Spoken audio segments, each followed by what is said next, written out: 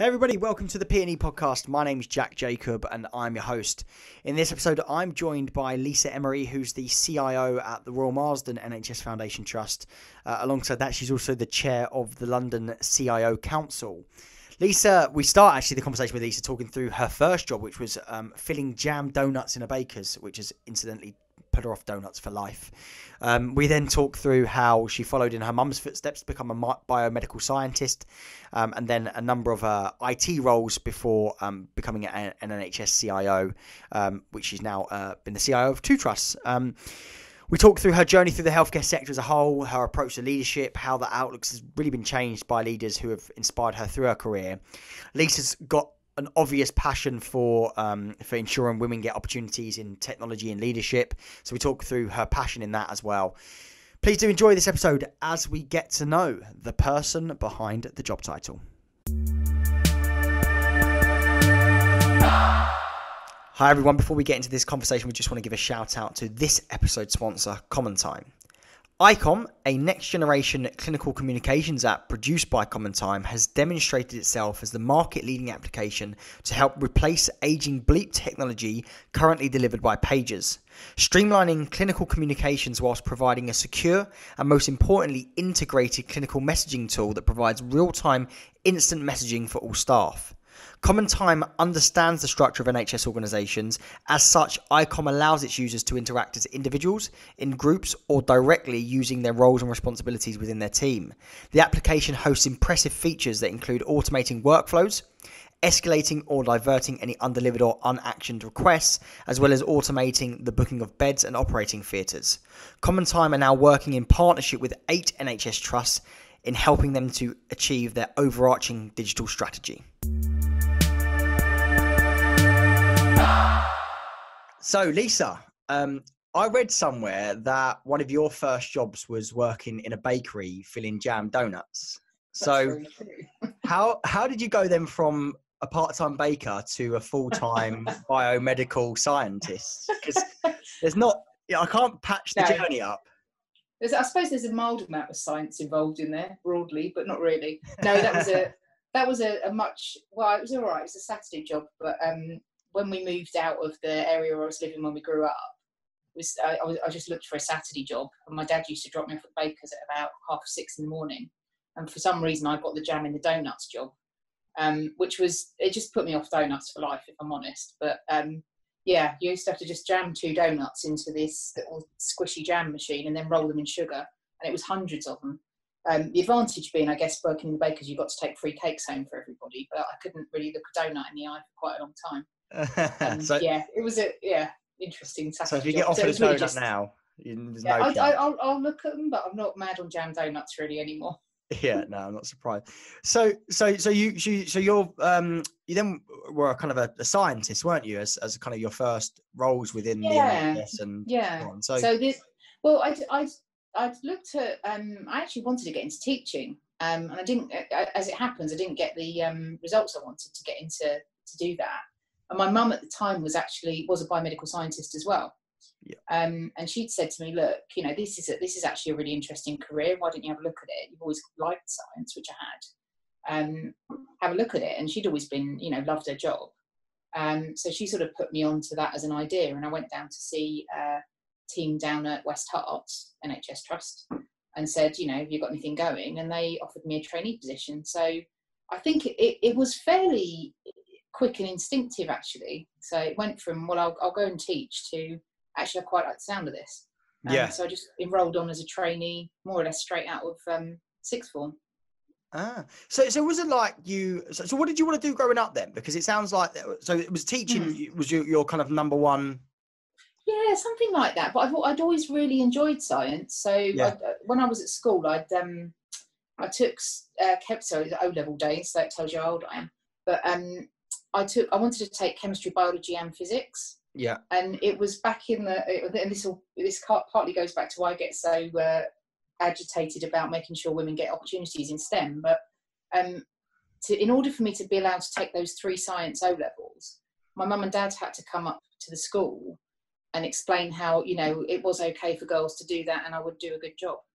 Because it just wasn't really seen as something that would be a girly set of subjects. Say that again. So No, seriously. The idea at that come up time and basically say, yeah, no, Lisa will try really hard during these subjects. Yeah, it was just that doing things like physics and chemistry at that time, along with so all three sciences, which I know are combined in the GCSE now, aren't they? But at the time they were separate O levels, and the notion of taking them for your options and deciding to do them was much more seen as a something boys did more. And it was an unusual ask for girls to want to do three sciences. So it was a conversation that had to then be had to sort of almost like to vouch, I suppose, for the idea that I'd stick with it. In this day and age, it feels bizarre now. Yeah, yeah. It's just, I can't get my head around it. I can't imagine a school, and part of me doing these podcasts, I'm interviewing people that are from across the public sector. So CEOs of Multi Academy Trust, which is the new schools model where they have a number of schools in them. But I could just never ever imagine. I can't even comprehend it happening back then. But because it was a really good school, in fairness. Yeah. I think it was just the time I was in. Yeah. So it wasn't really seen as it was an unusual career choice, I suppose, to go down a sort of a more of science, because I liked science and languages. Right. So ideally, I'd have done language and science, but that was probably seen as a bit of a big ask. And so I did do three sciences. So I'd always enjoyed it. And as I say, my mum had always been in a scientific career as well. So she was a histopathologist. And I think that probably piqued my interest anyway, because I knew what she did for a living and found it really interesting. So it was almost, although I kind of thought I'd quite like the idea of teaching, I think science wasn't exactly a difficult pull for me. Makes sense. So that's probably why. Yeah, it makes sense. Mum's got the career in it, and you knew a bit about it, right? So let's go back a bit then. So talk to me about your childhood. So where did you grow up? So I was actually born in Watford, but then we moved across when I was quite young to Harrow. So grew up sort of school years, I guess, in Harrow and Wealdstone, around that way. And then actually as a family, we moved back into the Watford area, sort of 82, 83. So I spent sort of a good lump of years in Harrow and then came back to place of birth. But at that point, when my little sister was, not long, well, baby still, really, I suppose. I don't know what precipitated that, but we all came back over in that direction. And so then your first role was at Watford General, wasn't it? It was at Watford General. That's right. So you've been in the NHS for. Well, I know you've gone out into the Middle East. I did. Yeah, and then at one point it was sort of half and half, because I'd been supplier side, but yeah, I've been in the NHS for quite a number of years now. So I went into the NHS in that type of role, came out to go into sort of private work, and then across to Middle East and back in again, and then I came back into the NHS in my last role, and I've stayed since, actually. So it felt like a natural drawback, and I can't see myself at the moment. I can't see myself leaving it again. Yeah. So we'll come on to your role at West Herts, because that was your kind of first CIO role, wasn't it? That's right. Yeah. Yeah. So let's talk about your kind of career journey up to that point then. So you worked in as a scientist for how many years was that? Yeah, so I mean, it's one of these things, isn't it? And if you talk to different CIOs, you can virtually find that everybody's got a very slightly different journey, because we haven't had that sort of professional path to being a CIO, so we've all done something slightly different. So I trained there at West Hart, at Watford General at West Herts, and started my master's degree there, and then joined the microbiology service at University College Hospital London. Okay. So I completed my master's there. Stayed there for, I think it was probably about 5 or 6 years, and then got to a position. Actually, I loved it there. It was an amazing lab. They both were. I got up to sort of deputy head of the department, and I don't know. I just hit a point, I think, where I felt like there probably wasn't anywhere else to go career-wise in that. So I'd enjoyed what I was doing. I was doing a lot of on-call and extra hours and that kind of thing. It's never been a particularly well-rewarded profession, unfortunately. And I think a combination of factors just made me think about something different.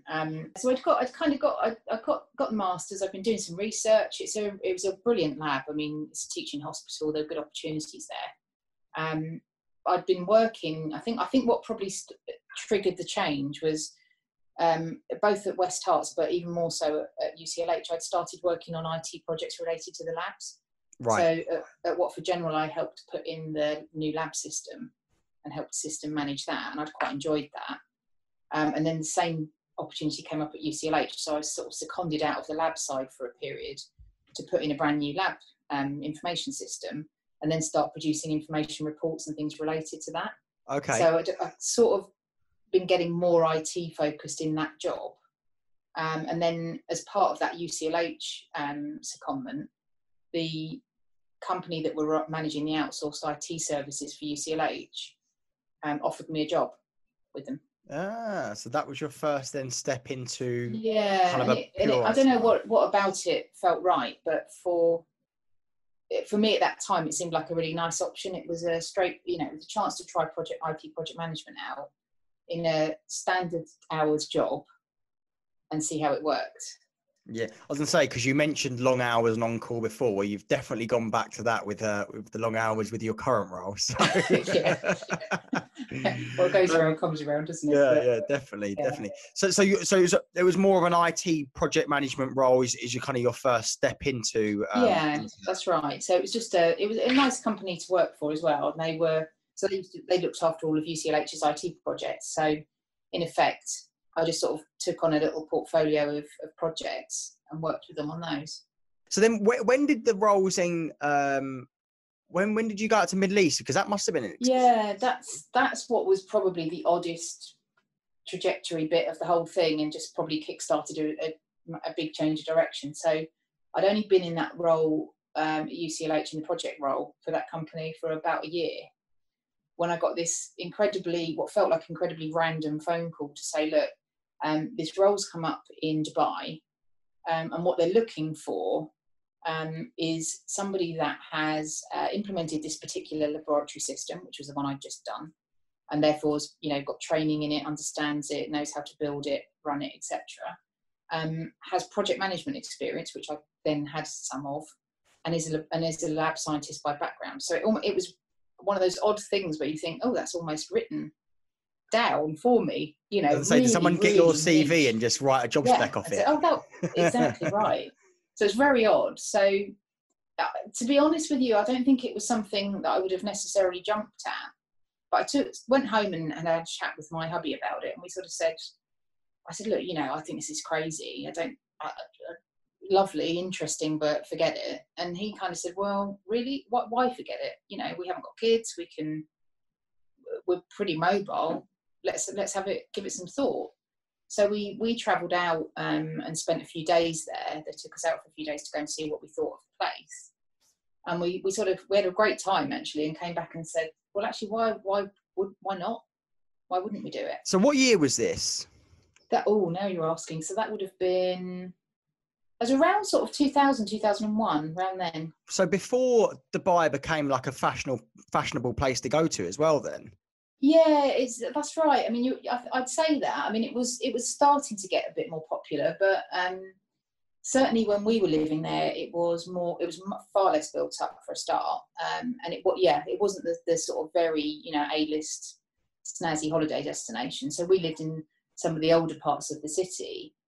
We could, at the point we were there, you could still drive out not very far and be in the desert and out, having picnics and exploring and that kind of thing. So we do go back and see friends there, reasonably regularly, and it's unbelievable how much it's exploded in terms of development in that time. Yeah, no, I love Dubai. I love Dubai, and when you drive down, like, so I've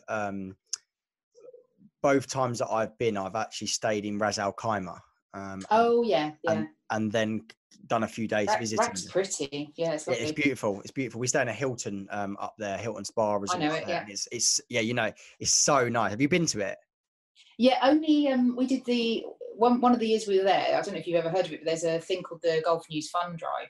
So we had a Jeep when we were there, and we used to spend a lot of time in the desert. And my husband was really good at desert driving, and they do a 2-day drive where you drive from Dubai through the other Emirates and you end up in Rak.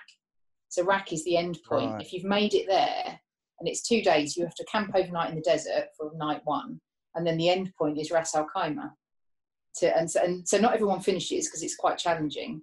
So I was doing he was driving and I was doing the navigation with just paper maps. Was you like one of those rally drivers? Hard turn left, absolutely left. Right. Yeah, we had the roof down, we had the music go. It's one of those experiences that is just a one-time thing. You know, you'll never do it again. But yeah, we finished in Rak, and then they have a big party at that hotel with, you know, great, fabulous, really good. Yeah, so, yeah. But it's crazy when you're driving up the motorway or whatever it is, on like a Thursday night, and then everyone's on the side of their cars, and you see all the fires and people making campfires and having barbecues. That's right. Yeah.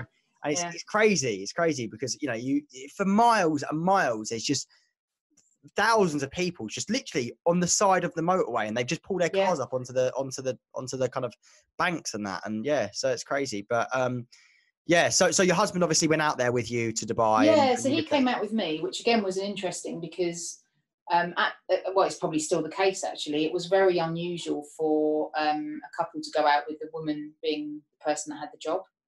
So I had to sponsor him, which caused absolute consternation at Dubai customs and airport and so on. It was very much, hang on, you know. Is this the wrong way round? This isn't right. How is this about? So the hoops we went through in terms of paperwork were quite hilarious. He very soon found a job when we were out there as well, but actually coming through as me being the sponsor was seen as quite a novelty. I think I was a bit of an interesting character to them in that respect. They were wonderful, actually, and the people I worked with were amazing. Mostly Emiratis, actually. They're amazing people. They're so generous as well. Generous and kind and welcoming. Yeah, we had a lovely experience with people out there. Yeah, we've got a friend now that basically lived near the hotel we're staying at, and he used to come in to play pool and go to the bar and stuff of an evening, and we become friends with him. And the second time we went out there, he'd moved down to Dubai by that point, but he'd come up for the night and we had a meal, and then we met him the next day down in Dubai. It's really, really, really nice people. Really, really nice people. So Dubai. So you obviously then eventually came back. That's right. With a nice tan, I assume. Indeed. So from there, you then went back. Was it back to the NHS from there, or did you work for? No. So we'd only planned on staying for a fairly short time, but I got an extension to the contract I was working on because we then went to the next phase of deployment, and we, you know, it was great. It was a successful project and made lots of really good friends and things. But we'd always planned to come home. So it was back 2.5 years. So I started looking for something. And at that point, the National Programme for IT was really sort of kicking into life. And obviously that was broadly my background. So I looked for something there and ended up taking a project management role with a company called Perot, who I don't know if you know. No, I've not heard of them. Yeah, and lots of people don't know. It's a fairly big American company. So Ross Perot, the old famous politician, I believe, set up as a company, but they formed an arm in the UK to help basically to offer project management, technical and change management services into the national programme. So they partnered up with BT for London. So found a project management role with them essentially. And at the time they were a very small startup, so it was only about 25 of us in London. Amazing group of people. Again, a really nice company to work for. Really good values and ways of doing things. So still keep in touch with loads of those guys now. We have there's drinks every year. You know, people are really look out for each other. I've just recently employed someone that I used to work with there because I was delighted that she was back on the market and said, "Come work with me, please." So it's a real group of people that have got a very strong set of ethics around what they do, and they're just, you know, very very competent. That sounds a bit naff, but just really good at what they do and care about what they're doing. So I enjoyed working for them, but most of that really was me working effectively in BT sort of fronted roles. So program managing the implementation of Cerner Millennium and the Rio Community Project as well at London Trust. So was you working on the client side, but on behalf of BT then? So basically, BT had the prime contract with Cerner for the London deployments, and then obviously that allowed them then to bring in other people to support them in areas where they didn't have the expertise. So for the fit with Perot was to provide the sort of project and change leadership, and BT being obviously more technical, so they concentrated more on the hardware and the software releases and the testing and that kind of area. So it was just a bringing together of resources that had complementary skill sets, I guess. Interesting. So, let's fast forward a little bit. So from there, shortly after you went in then to your CIO role at West Herts. So how did it feel when you landed that role? Oh, really weird, because it was never a plan. So it felt so off kilter from what I'd ever thought I would be doing. It was quite unusual. And I think because of the way, I was lucky in the way it came around with a, supportive CEO who wanted to introduce that role into the organisation, having not had one before, but was forward thinking enough to say that digital is really important. So we sort of shook hands really on, let's try this as a role for the organisation and see if it's what it needs. So was there not an IT director role in the role previously to you? Was you the top person in IT before that? Yeah, they'd had an IT director, but I think, where she was coming from was like she could see the transformational requirements around digital rather than it being a bit more technical. So she'd always wanted to have a CIO, I think. I'd been in the role, effectively IT director and program manager for a while. And it was a case of, well, we'll trial it, if you like, as an interim position. And then that we were all pleased with the way that was going. So we then advertised fully for the role. And I went and interviewed along with external candidates for the role as a permanent thing. Ah, makes sense. So I assume then the role previously, or the director that was in before that, was more focused all around your networks, your infrastructure, not necessarily on how you can use tech as the enabler for transformation. Yeah, that's right. I mean, it was really challenging because as a trust, at the time it was in special measures, so there was a lot of focus on working around getting the trust out of special measures. The IT infrastructure was, like a lot of trusts, hugely underinvested. So, some of my triumphs would not seem like, in comparison with maybe what I'm doing now or what other trusts are doing, massive. But, it was things like really increasing the profile of digital in the organisation, bringing in business cases to spend, multiples more than had ever been spent on that. So, a good example being getting a full business case approved by NHS Improvement to completely redo the infrastructure. So new networks, new devices, servers, all of the bits that feel quite boring to maybe to the wider trust, but are fundamental. That was huge for us. And then I think the other really important bit from a West Herts perspective was picking up the information and performance portfolio. And I had an absolutely brilliant head of performance and information, and between the two of us, we got kind of rebuilt all of that. And we were really proud of where we landed in terms of the information offering out to the clinicians, the way that they could support, real-time patient tracking lists, things they just hadn't had. And through nobody's fault, the capability hadn't been there. And it was amazing what, we were able to build on that front. And that's been given them such a strong base now for a really, really good information offering. And that wasn't something I'd ever really been near before, information and performance in that depth. So that, I was really proud of where that landed as well. Awesome. So you achieved a lot then.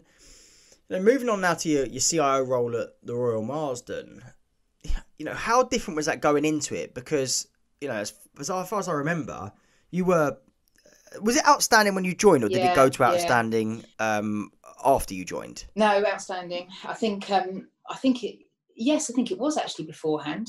I'd have to check that, but it certainly was in a number of areas. But now the rating is outstanding across the board. So I think it did jump up actually in the time I've been here. It's jumped up another level. incredibly different. So that was part of the, the interesting appeal of it, I think, just that complete difference. There was also that tug of the fact that it's got a it's very heavily based in science and research. And so that felt a little bit of a homecoming-y type thing, back to around things that really excited me when I started out career-wise. So thinking about, some of the research that's done here, I'd sort of dabbled in some of that in the past. So it automatically was interesting. Some of the genomics and, the genetics research and that kind of thing. I suppose for you, it's probably, nice to get back into almost kind of that scientific research organisation, that specialist organisation, because there's so much in depth and so much of that's used within the organisation because it's a cancer specialist trust. I mean, that's a big part of the appeal. I think that the difference between the two, which was another interesting one, was to say, well, from a West Herts perspective, it was all of us fighting tooth and nail to get the funding we needed to do some of the basics and then do some of the, really fantastic stuff on top of that, with an absolutely brilliant board of executives. They were, they were and are a brilliant bunch of people to work with. So real excitement, real willingness, real drive to change, with funding being a fight and a challenge and a push all of the time, with everything else competing. Just around things like basic physical infrastructure improvements, fire doors, new pieces of kit, buildings that are crumbling, all of that sort of thing that's very challenging in that environment. To then come into an organisation where the funding's been ring-fenced for digital change. You have, private patient income, which helps to fund the NHS side of the organisation. So there's an autonomy in terms of decision-making around what you spend that I hadn't seen before. So that was obviously very appealing. The interesting challenge that then comes with that was and has always been an organisation that's already outstanding. What is it that you're going to do that's going to jump up a level on a digital side? If that makes sense. Yeah, we had a chat about this, didn't we? Because I think the thing that I perhaps resonate with and kind of the questions that I immediately ask are, for an organisation that's outstanding, how do you engage clinical staff and the clinical workforce and others that have already been rated the best they can be rated?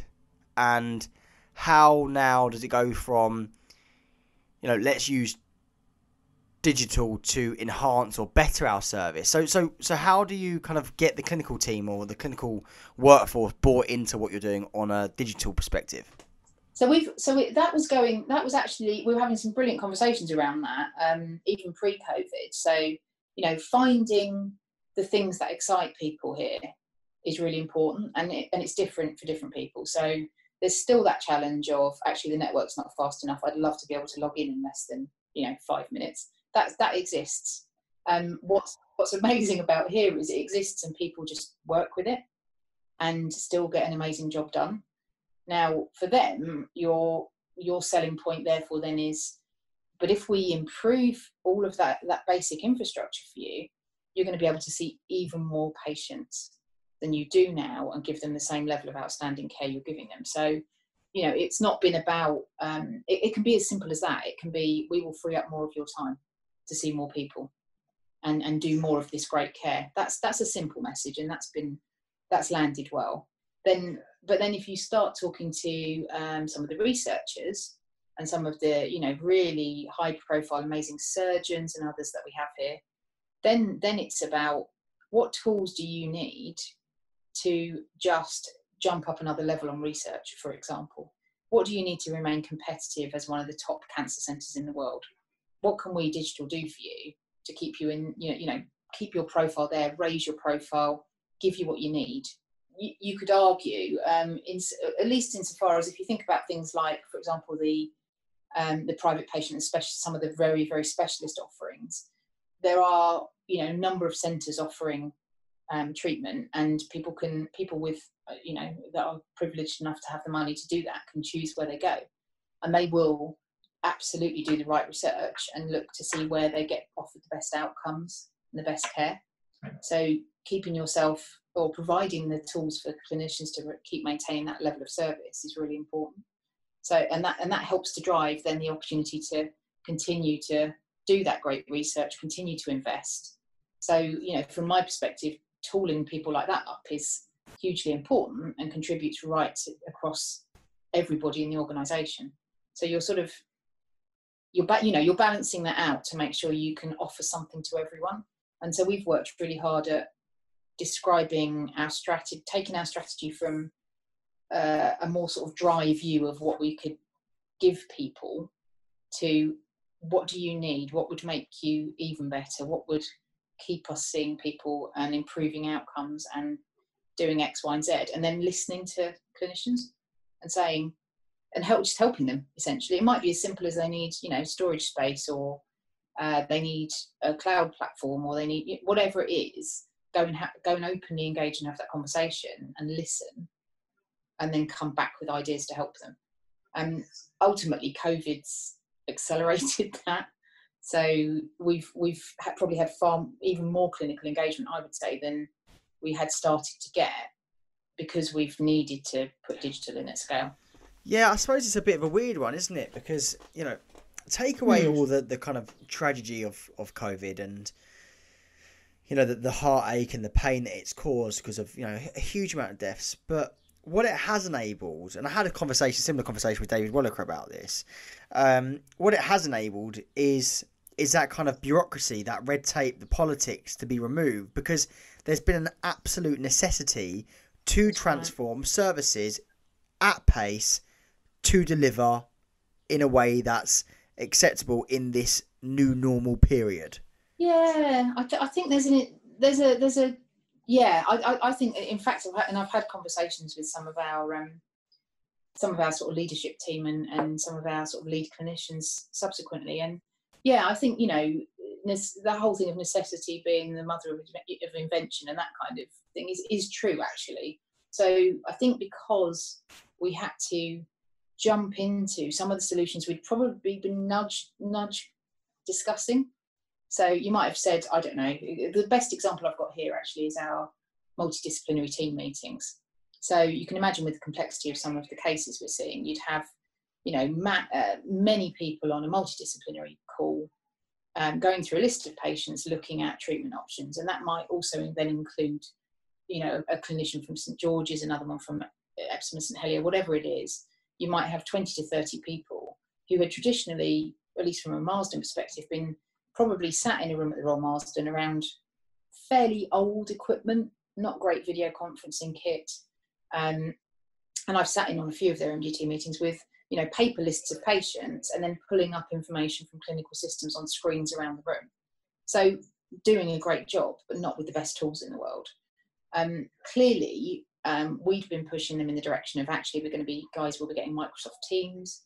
You'll be able to start doing these multidisciplinary teams wherever you are, like we're doing now. And it'll be, you know, it's going to be great. And now, of course, they're traditionally rooted in that contact, in that room together, and knowing where they're going to be able to get data from, and knowing that they'll have everything they need, to say, you know, give them this utopia but not actually be able to show them it yet, we knew it was going to take time to do some persuasion. Clearly, you know, we hit March and there was no choice but to put something in place that allowed them to have distanced multidisciplinary team meetings. So we did, and we had a couple of hiccups, but they've embraced it like you wouldn't believe, and they've, you know, now saying, please don't go back.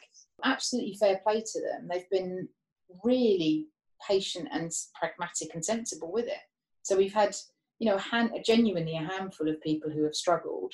We've put some support in around them, and, you know, given them a bit of one-to-one tuition, or gone and replaced their laptop, whatever it takes to ensure that, you know, so within a week we'd got all of the multidisciplinary team meetings running off of a platform that they could run it, you know, sit and do from anywhere. They were image sharing. They've really embraced it, and they're now coming and saying, I just don't want to go back to that, you know, that crowded room with old kit. I want us to keep doing what we're doing now. So yeah, that would have taken probably, you know, best part of 6 months to persuade people to try it. But they had no choice but to pitch in with both feet and get on with it.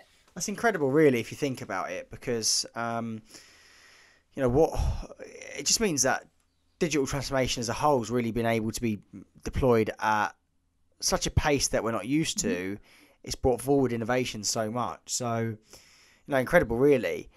So let's move on to, I want to understand is like a bit more about kind of, you know, you and your team and leadership. So first of all, like, how big's your team? It's probably about, at the moment, it's about 50, 55. And what does leadership mean to you then? But particularly kind of good leadership, because I suppose, you know, you've got the good and bad leaders, and perhaps in many cases the bad leaders stick out more than the good leaders. So first of all, what does good leadership mean for you?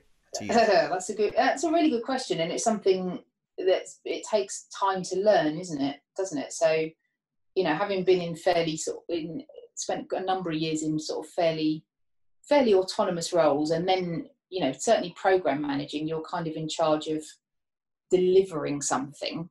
So you have a defined set of things that have to be achieved, and you get on and achieve them. And yes, you try and lead teams to do that, but ultimately your ambition is to get a product or a system over the line and get it in and working. And that's your imperative.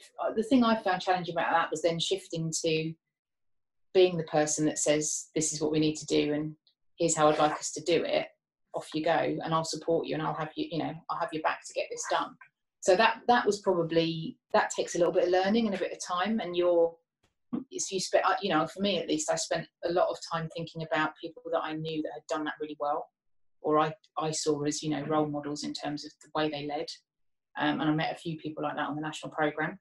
So, and actually I learned from people that I felt didn't do it particularly well as well.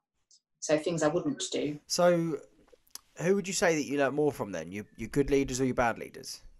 Absolutely both, because you learn something from all of it, don't you? Yeah, definitely. So I've had difficult people I've worked with in the past where actually they still teach you something, and it might be teaching you a different style, a different way of presenting yourself, a different way of putting problems across and solutions, and then again also from some of the great people, learning how to be more empathetic and understanding in the way you work with people. So I kind of learned from that, I suppose. Style wise, I would always want to give as much autonomy as possible to my teams and give them as much headspace as I can, as you've moved up the management layers, if you like. You know, I had an absolutely brilliant manager on the National Programme for IT, who essentially said, look, I know you can do your job. I've seen it. I'm absolutely confident you're going to do it. Get out there and do it. It's all right for you to make some mistakes, but essentially I've got your back here. The next level up, I'll keep that umbrella, and I'll keep you, you know, supported, and I'll keep them off your back if you're doing what I need you to do, which you are. And it was almost, it was nice. It was like having somebody that you just knew you could go and have an open conversation with and trust, but also you knew full well supported you and would advocate for you.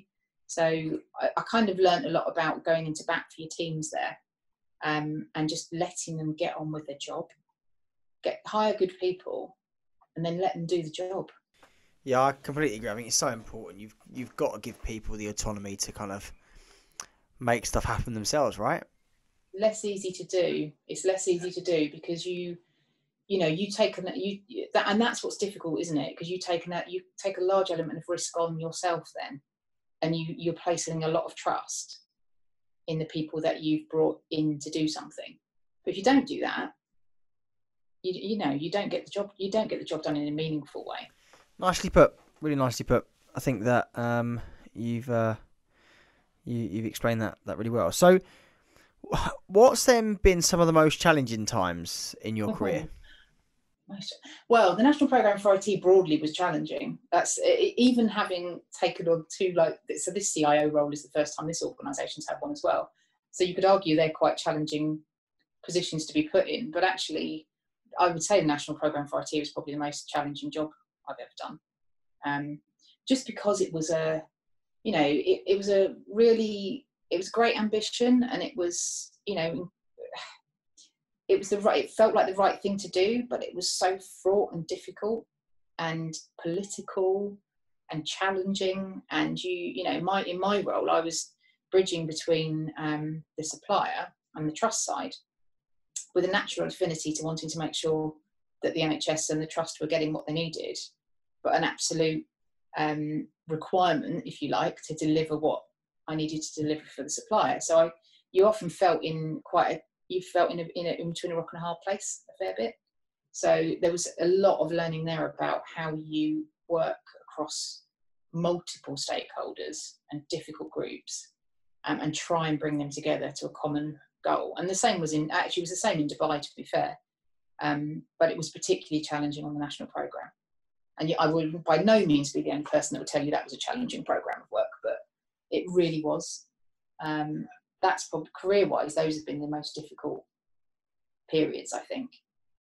And then similarly, I think as well at West Herts, we had, where we were working through some of the challenges around information performance and the basic infrastructure, there was a lot there to sort of unpick and work on. And I learned a lot there as well about being very, very honest and transparent with people, particularly in my own team, who, there were some challenging conversations to be had. There were difficult things to fix and make right. And it was about being very, very authentic in the way you had those conversations, and that your team could see that all the way through to the board, and being, creating an environment, I guess, where people could come and tell you something had gone wrong, and that they might have made a mistake actually, and they needed some help fixing it.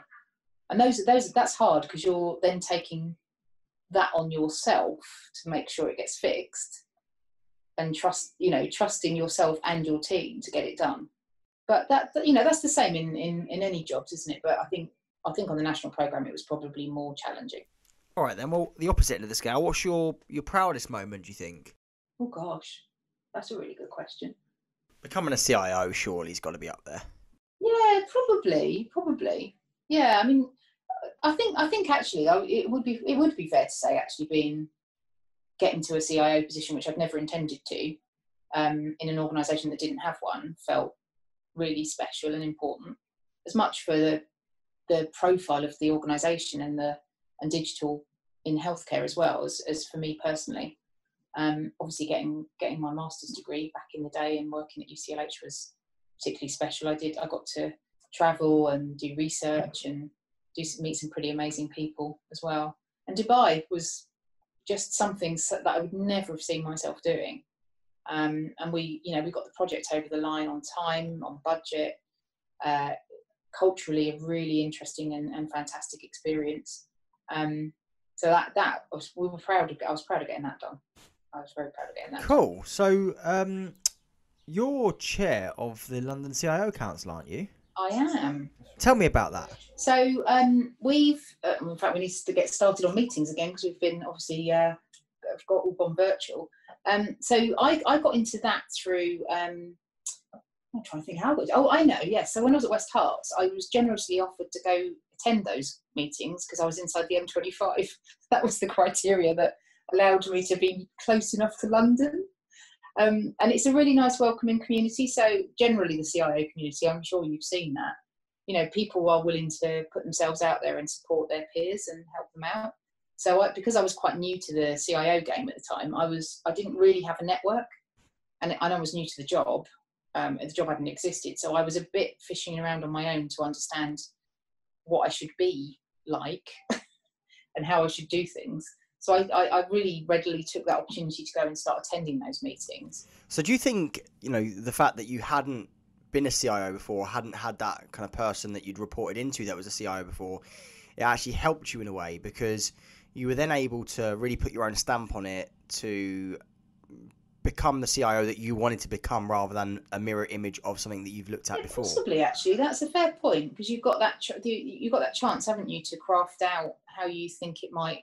It's daunting and great at the same time, actually, because it was quite nerve-wracking not knowing quite what what I should be crafting, but at the same time it's nice to have that opportunity. So yeah, you're right. If you're given the chance to, with, from a blank sheet of paper to start a portfolio, that's lovely. It's a Yeah, I think it's probably an opportunity for mm, you to do that, but at the same time have that peer networking group where yeah, you can bounce ideas, you can learn, and you can, you know, almost use the group a little bit. And I don't mean use in a kind of a bad sense, but use the group's knowledge yeah. to really help pan out what you're trying to do and what you're trying to achieve and what perhaps they're doing that actually think, oh, that's a good idea. I'll bring that back into my organisation. I think you're right, because you then, that the lovely thing about then getting into circles like that is exactly what you described. So you start to see people doing the role that you're now newly doing, who've been doing that for some time, and you can go and just bounce ideas around or ask questions. People are very generous with their time on that, in that regard. They want you to be successful. So it was a really nice warm environment to just be me and be a little bit vulnerable, and then go back with ideas to the team. So it was a really nice space. So I enjoyed going to those and carried on. Got really friendly with the guys that were running it at the time. And just again, it's a bit like the Dubai thing. I tend to think I've just like tripped into various bits of career. It's very odd, but it was one of those things where the then vice chair had moved on, and was leaving and going into another role abroad. So would I be interested in just in that role? And I thought, you know what, absolutely I would. So I took that on. Not that long after the chair then announced he was heading off to Microsoft. And as the vice chair, the vote was put out to say, are you interested in taking the chair role for a couple of years? And I thought, sure. And we put it out to a vote, and probably because people thought, oh, good, thank God, someone else is doing it. Vote was in. So I stepped into that really because of that, from that perspective. And then again, it's moved again because Sonia Patel's been the vice chair with me for a period, and she's now off being the national NHS CIO. So I'm looking for a new vice chair now. There's been a bit of change and churn, but it's been a really great environment. We've built it. We've worked hard on trying to get more people in, interesting topics. We've got a good sponsorship model now. So we look at those sponsors that we have being partners with us. They come into all of our meetings. They'll bring in ideas, innovation. Give Well, us a like little talk. tech suppliers that are sponsoring and Yeah. funding So it, right? Yeah. that's right. So we go out for sponsorship every year, or so. I think it's every couple of years, and then those guys will, help us in terms of the physical locations for the meeting, the lunches, that kind of thing. Yeah. And then we, but they're a full part of the group. Yeah, and I think it's important that, it's timely that you've mentioned suppliers and so on, because I'm going to come on to that now. But I think it's important that that there can be a them and us feel in so many environments between those that are client side and those that are supplying services into that. And I think true innovation and kind of is when it's a partnership approach and it's one ecosystem, and that everyone's doing it for the better of the sector rather than making a quick buck from the supplier side. I think you're right. I mean, it's been difficult, hasn't it? Because there's been, people have had varying experiences. We all have, haven't we? And people are, you find some people are naturally suspicious of that, and I understand why. We've all been burnt by poor suppliers or poor supplier management, actually, to be fair, on the part of the NHS as well. But you've got to take, when you do spend that time and build those networks and build that trusted partnership model, it absolutely comes to the fore in times like now, where we've had great help from some of our the suppliers we've built that kind of relationship with to just pitch in and help us put solutions in really quickly.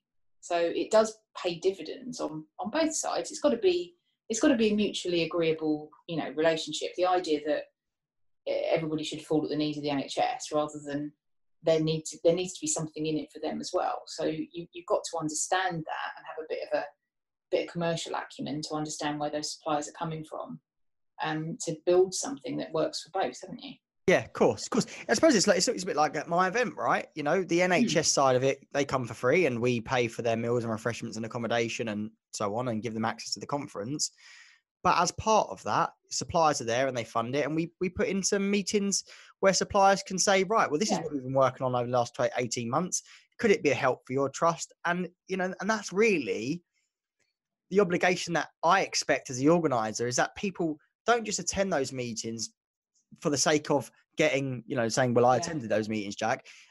Attend them with an open mind, because you don't know where that conversation can lead to. And it could that's mean right. that, you know, let's say it's something, I don't know, someone that helps with sepsis management or technology Mm, around that. You could save lives with that, or or whatever it might be, that could save the yeah. NHS millions of pounds. So I think these conversations, and you're completely right, there's a level of commercial acumen that's needed, and you'll be so surprised the amount of people that just lack that and lack the common sense behind, right, do not get this kind of agreement that we're in. Yeah, so that's, I mean, exactly that. So we've worked really hard on that, and we're introducing more of the sort of elements of professionalisation as well. So we had before we had to shut down the physical meetings. Our last one, we talked about uh, BCS and Chime membership and professionalisation of CIOs and how we might take that forward as a group. We've been having regular slots with the One London programme to come in and talk to us about what they're doing, and for us to have, good open dialogue about how we contribute to that. So it started to sort of get some good pace actually around really interesting topics and with a good attendance. I'm now going to have to we did a podcast for in lieu of the last meeting, where we talked about the Nightingale and the London response, and that was good. Digital Health hosted it for us, but I need to now get some virtual meetings back in the diary, because obviously we won't be meeting in person for a while again. Yeah, no, indeed. I think Which is difficult, that, because actually, what a large part of um, the joy of doing that was that we'd have the meeting, we had a networking lunch to start, and then a lot of people would hang on at the end and just go and you'd have all that go out and get together in drunk a together, conversation. basically. You'd Very all go sensible, just banters all round, but just that nice opportunity for people to yeah, just have some little breakout conversations and really catch up. So yeah. great group of And people. actually probably sometimes not talk about work, right?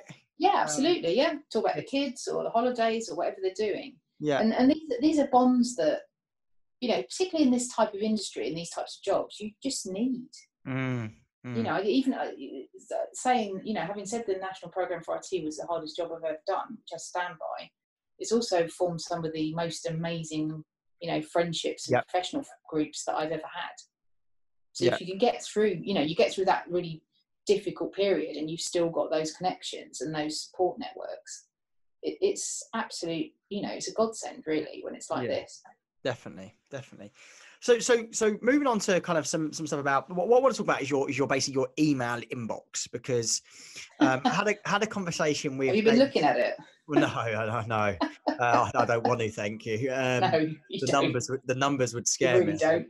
don't. So I was having a chat with David Wallaker, I think last week, and he was saying he gets probably, 3, 4, up to 500 emails a day in the peaks of that. And I said to him, how many of those do you have to reply to? And he's like, a very, very small percentage, basically. Is that a similar situation for you? Yeah, my number's not as high, probably because it's a smaller organisation, I guess. But yeah, I'd agree with them. Like percentage-wise, in terms of what you respond to, it's low. Mm, And the thing that catapulted us a bit and that has reduced my inbox has been we had to push out Teams really quickly. So we pushed out Microsoft Teams and Office 365 we were already piloting it, and my team had all been on it for months. yeah, So our internal email traffic as a team had reduced dramatically anyway. We then put all of the leadership team and the COVID response team onto it very quickly as well. So we did start to see emails drop. why is that? Because it's like more instant messaging or something? Yeah, people were doing much. I mean, I did some graphs recently just to show that, and it's insane the amount where we've gone. It's like a massive, great hike in the terms of the meetings like this, and then also just instant messaging between teams of people. Yeah. So email did drop. In fact, I need to get some stats on that, because that's going to be a really interesting thing. But yeah, the numbers are really high, and a lot of it's been the sort of COVID emails now. So Southwest London emails, understandably, national emails from colleagues, suppliers, looking to see if they, can they help? Is there anything we're interested in? Broadly, they've been pretty good. There's still the odd one saying, I'd love to meet with you for a coffee on Tuesday. Have you got half an hour? And you're like, no. Yeah. Why would you think I've got half an hour right now? But broadly, there's not really been a tone deaf reaction to that. It's been pretty good. But yeah, I'd say it's improving on what I had, but it's still a large number of emails. Yeah. How many of those that you get then are basically salesy type emails from suppliers trying to promote their service or trying to set up conversations? Quite a large number, actually. Do they work? Broadly, no, if I'm honest. So what advice would you give? Because I think the audience of this podcast will be NHS leaders like yourselves and others, but also as well, health tech suppliers and IT suppliers that service the public sector industries. So what advice would you give to those people that are listening? Because I know for a fact that, if you get a cold call off a number that you haven't got saved in your phone, you're never going to answer it. The emails, you get so many that, again, almost pointless. Yeah, people that have action, and obviously, as you said before, suppliers have massively helped you through this pandemic, because it's their tech that have enabled the transformational needs that have been needed. So how should a supplier get hold of Lisa Emery, basically, if they've got? It's tricky, isn't it? You don't want to sound like you're a bit computer says no, because I don't mean that at all. So I tend to get, if I get a bit of downtime to have a look in the evenings, I might, I always sift and read through every email, unless it's a, blatantly just a cold Copy and email, paste jobby. That dear Emery or something with, I tried to call you, no, you didn't.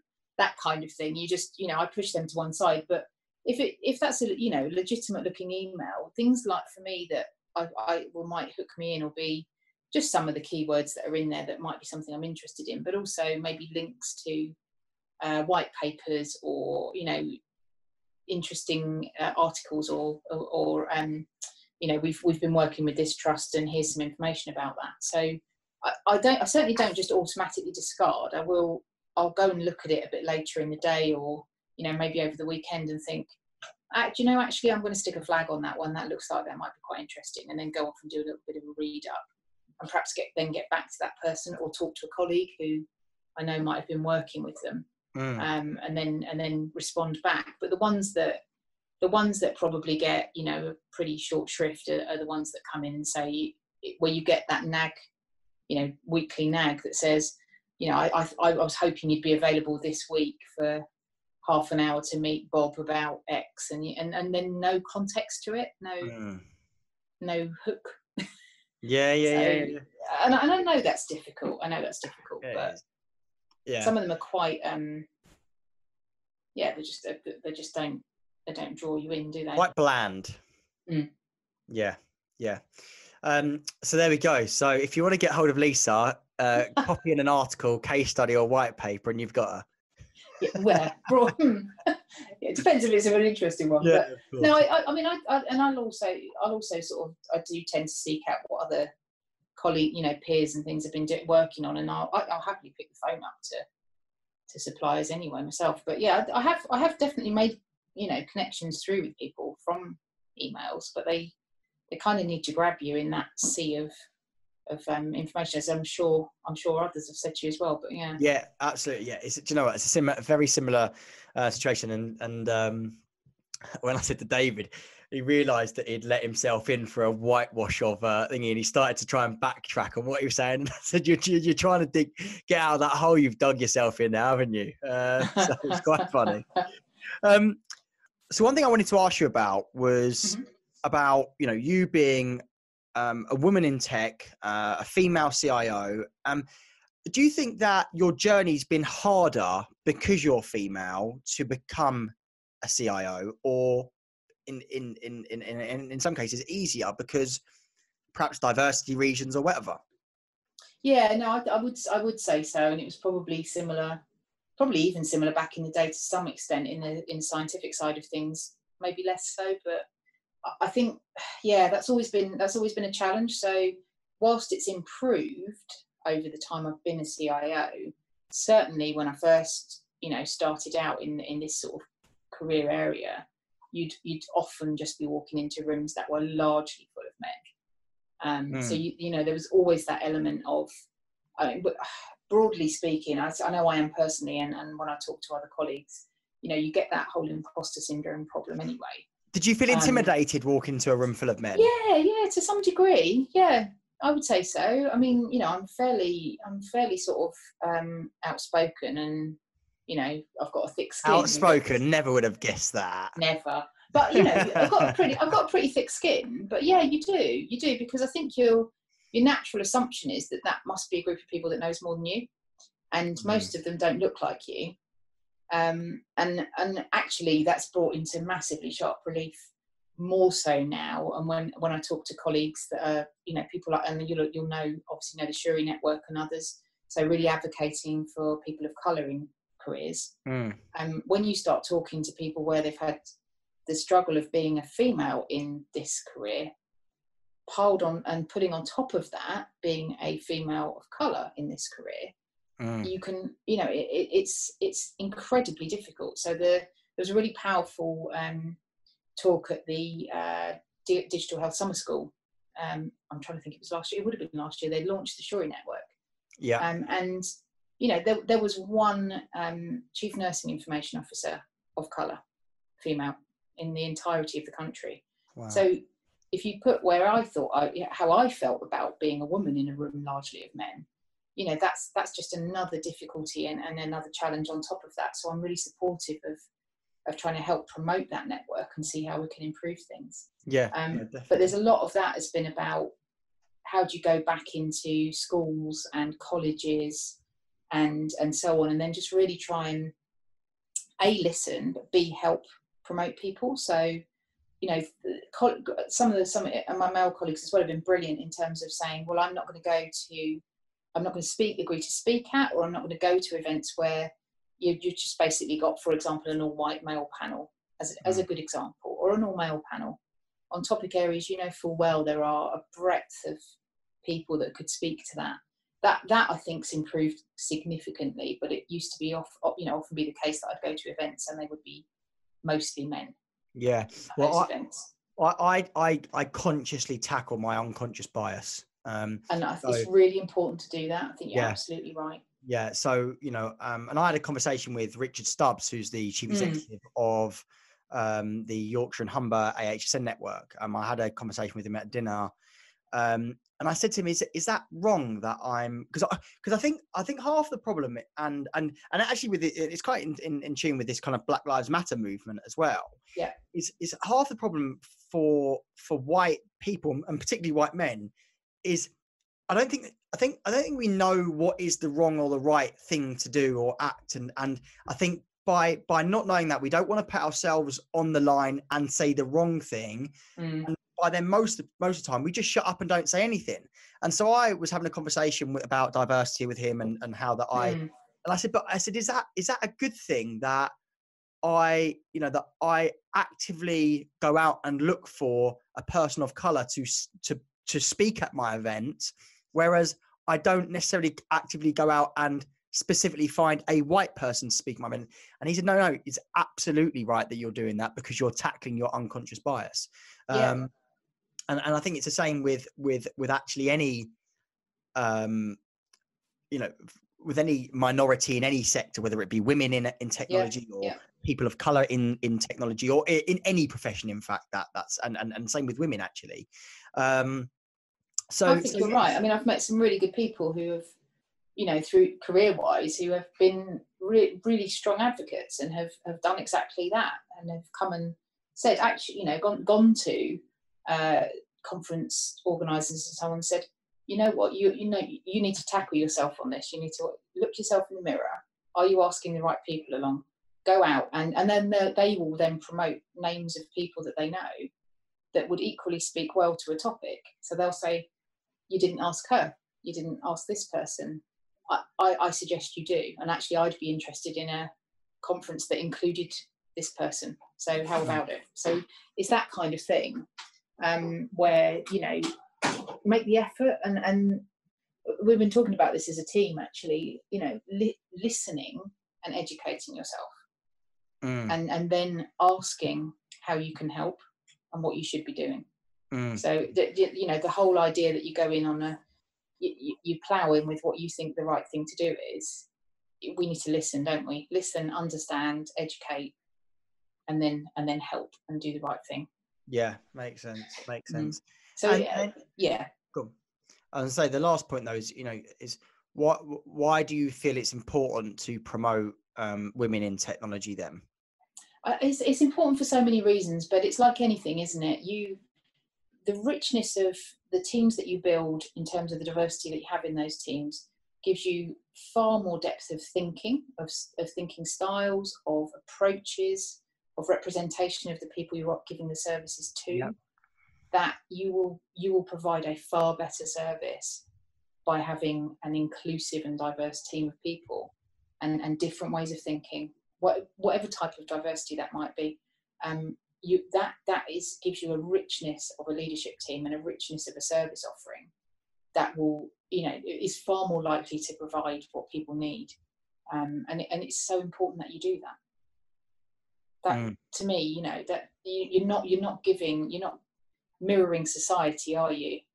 If you don't do that, you're not actually mirroring the society, the group of people you're offering your services to. If you don't have that representation and that way of thinking. Yeah, didn't think about it like that, but it's so true. Do you think that you've been, you know, part of your role as a lady CIO? You know, do you feel like you're bound to promote tech for ladies? Yeah, to some degree, I do. Yeah, no, I think you're right, because there's that whole thing, isn't there, about not pulling up the ladder. So you've had opportunity, and yes, you've had to work for it, and you've had support along the way to get there. So I think there's a duty of care to continue to do that for future generations of people. So do you have to tackle almost a bias in the other way then? That's kind of, because you're a lady CIO. Do you feel like perhaps a lady would be more likely to get a job with you, and you have to tackle that unconscious bias because you might overlook a man because they're a man? It's certainly something to think about, isn't it? I wouldn't say that's been the case, because I've got a really strong mix of both male and female leaders in my team. But yeah, absolutely, it's something I would always check myself with and make sure I wasn't doing. You're right. Yep. You have got to you just got to keep learning, haven't you? And keep asking. Yeah. And be honest with yourself. I know that's not easy. And I know you're right, to your point earlier. Sometimes it feels easier, doesn't it, not to say anything for fear of saying the wrong thing. And actually that isn't going to make change. That's not going to take things forward. Probably half the problem, in fact. Yeah. Yeah. So yeah. Awesome. Okay, cool.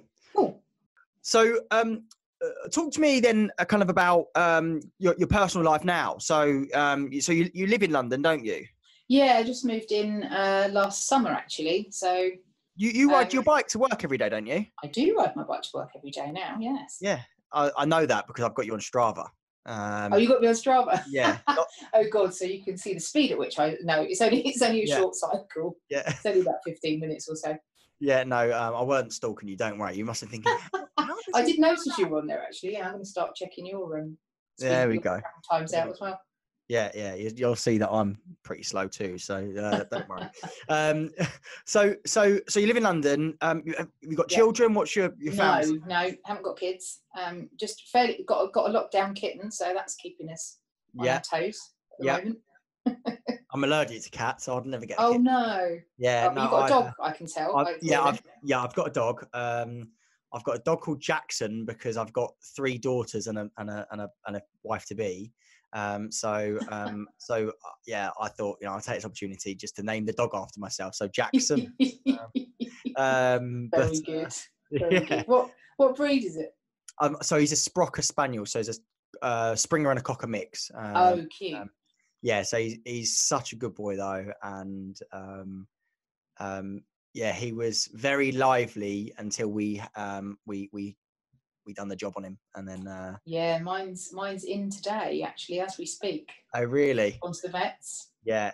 Not happy about it this morning, but gone to the vets. Yeah, no, but yeah, he's so lovely. He's so lovely. So yeah, so in terms of kind of, you know, you've got a job with high pressure, with a lot of responsibility, and really demanding actually, you know, I'm sure it demands a lot of your personal time, whether it's time that you spend thinking about work or time you spend working in your personal time that you perhaps shouldn't. Well, you should be, but you shouldn't be, if you know what I mean. No, I know exactly what you mean.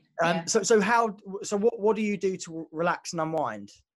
Oh, I'm dreadful at relaxing and unwinding. My husband would tell you that. I drive him up the wall. If we go away, I'll get about. He says it takes you at least 3 days, and he said you can't switch your brain off anyway, can you? And I can't. To just stop deciding to find jobs to do. So poor devil. He kind of just wants to chill at that point, and I'm still trying to find projects to run. Oh, I think his comment was, you really can't project manage me as well as everything else, if that's all right. It's along those lines. But yeah, no, I do relax. That's not true at all. But yeah, it's always in your head, isn't it? You kind of, you know, if you're running a service, a critical service at a hospital, then you're always going to have in the back of your mind that something might happen or go wrong, or your phone's always on, that kind of thing. You're always going to do that. It goes with the territory, I think. Do you turn it off when you go abroad? No. Which I know I should, and I tell my team to make sure they do. But that's just me personally. I prefer the occasional touch in just to check how things are going. Are things okay? And then I wouldn't spend all day on it. I just like to just touch in, check in, and make sure things are all right with people. Yeah. And then that actually I find more relaxing than coming back to 2 weeks worth of emails. That's just personal. Cool. Yeah, cool. I wouldn't inflict that on anyone else, but that's just how I like to do things. Absolutely. And then what about have you got any hobbies? You into any sports? Yeah, sports wise, let me say, I don't do any because I'm hopeless. I like to cycle and I do the occasional 10k, but that's pretty much it. Yeah. But I'm for my sins a Watford season ticket holder, so I'm. Oh really? Always gone to football. Yeah. Yeah. So you must be pleased with your new manager coming in then, because he's done a fab job. He's done a really good job. Yeah.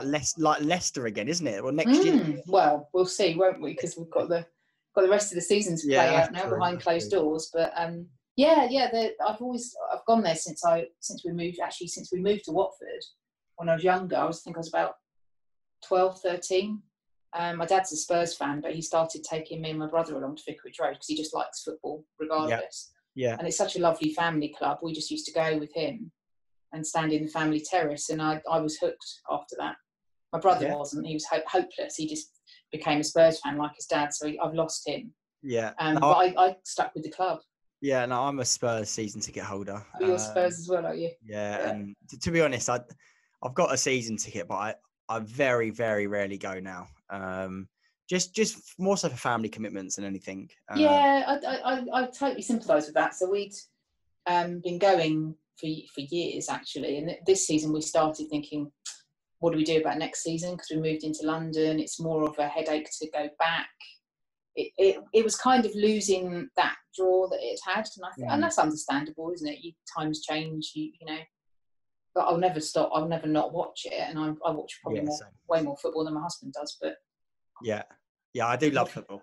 I'm looking forward to it coming back, even if it is. I remind you, I don't know about you, but I tried to watch one of the German games because that was one of the first leagues that stood up. Yeah, and it was I had to turn it off. Watching it in an empty stadium just felt weird. Yeah, and also as well because you're not, you know, when it's Premier League football, you're still, you know, regardless of who's playing, you know, because it might be a case where, you know, you've got a bottom team playing one of the top teams and it affects, you know, where then you end up in or, you know, maybe it might mean that you then have a game in hand and equal points or whatever it might be. So with the German thing, I really struggled to watch it. I only watched, I think, half a game. Yeah, that's all I did. I think the Dortmund game, the first Dortmund game. I can't remember who they played, but yeah, just I don't know. It just didn't have that. It just didn't have that. I mean, I will absolutely watch.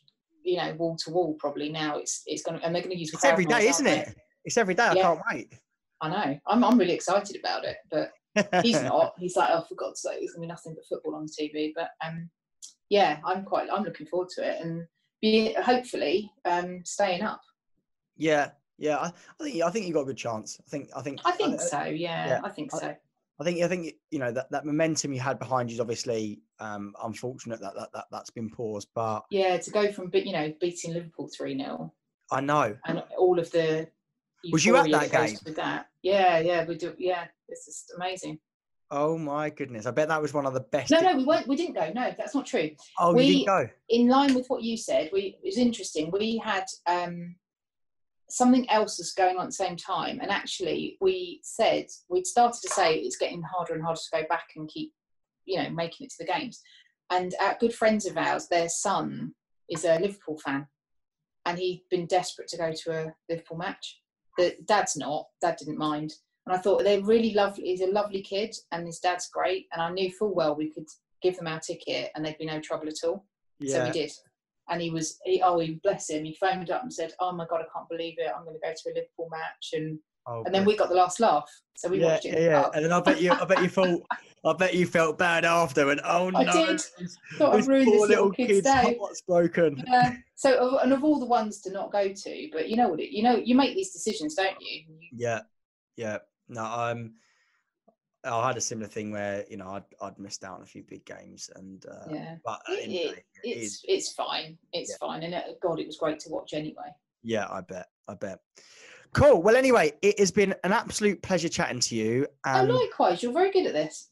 Thank you very much. That's really appreciated. Well, it's been great to get to know the person behind the job title.